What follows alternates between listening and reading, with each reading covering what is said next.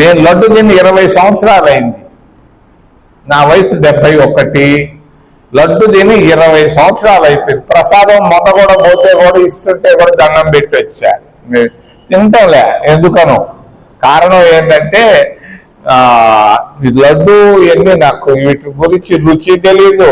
చూసి తిని 20 సంవత్సరాలు అయింది. నిన్న నా కొడుకు తింటా ఉంటే చూశాను, లడ్డు తింటా ఉంటే. అంతకంటే నాకు తెలియదు దాని గురించి.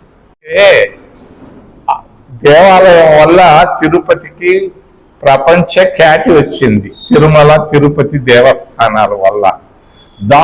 దాన్ని గురించి మనం చూసి చూడనట్టు పోవాలి. సమస్యలు ఉంటాయి.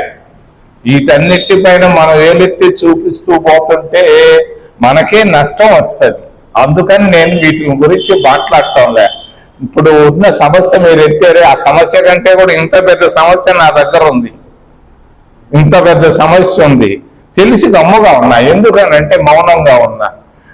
మనం బలహీనపరచుకోకూడదు. మన దేవాలయం, మన ప్రాంతం, మన ప్రాంతాన్ని మనం పెంచుకుంటూ పోవాలి. దానివల్ల ఈరోజు దాదాపుగా తిరుపతికి ప్రపంచ ఖ్యాతి వచ్చింది. దాని గురించి ఏలెత్తి చూపించేదానికంటే తిరిగి దండం పెడితే బెటర్.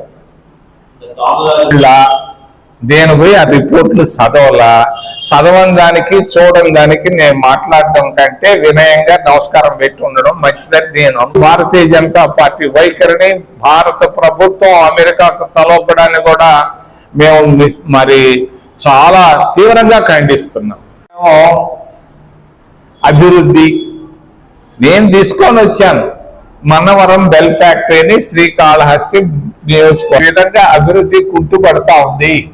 మరి మన కాళహస్తి నియోజకవర్గంలో మరి సంక్షేమం విషయానికి వస్తే సంక్షేమమే కనపడటం లేదు, సంక్షోభం కనిపిస్తా ఉంది. ప్రాంతీయ పార్టీల వల్ల సంక్షేమం పోయి సంక్షోభం కనపడతా ఉంది. ఒకప్పుడు ఎస్సీలకు మేము స్కాలర్షిప్లు ఫుల్ మెస్ ఛార్జీలు ఇచ్చేవాళ్ళం కాంగ్రెస్ ప్రభుత్వం ఉన్నప్పుడు. ఈ రోజు ఫుల్ మెస్ ఛార్జీలు ఇచ్చేవాళ్ళు లేరు. కాలేజీల్లో పోయి చదువుకోలేకపోతున్నారు, యూనివర్సిటీల్లో చదువుకోలేకపోతున్నారు, మెడికల్ కాలేజీల్లో చదువుకోలేకపోతున్నారు, ఇంజనీరింగ్ కాలేజీల్లో చదువుకోలేకపోతున్నారు. వాళ్ళకు కావాల్సిన డబ్బు బిడ్డలకు పంపించలేని పరిస్థితి సంక్షోభంలో ఉంది. మరి ఎస్సీ ఫైనాన్స్ కార్డు ఉద్యోగం అనేది ప్రతి ఇంట్లో ఒకరిద్దరు ఉన్నారు. నిరుద్యోగ సమస్యల గురించి ఎవరు మాట్లాడటం లేదు. మరి ప్రతిరోజు సంక్షోభంలో ఉంది. సంక్షేమం ప్రభుత్వం కాకుండా సంక్షోభ ప్రభుత్వం అయిపోయింది. మరి క్రితంలో ఉన్నటువంటి ప్రాంతీయ పార్టీ, ఈ రోజు ఉన్నటువంటి ప్రాంతీయ పార్టీలు రెండు బలహీనం అయిపోయినాయి. ప్రతి ఒక్కరు ఈ రోజు చూస్తున్నారు, కాంగ్రెస్ పార్టీ వైపు చూస్తున్నారు. కాంగ్రెస్ వస్తే మేలుగా అని అనుకుంటున్నారు.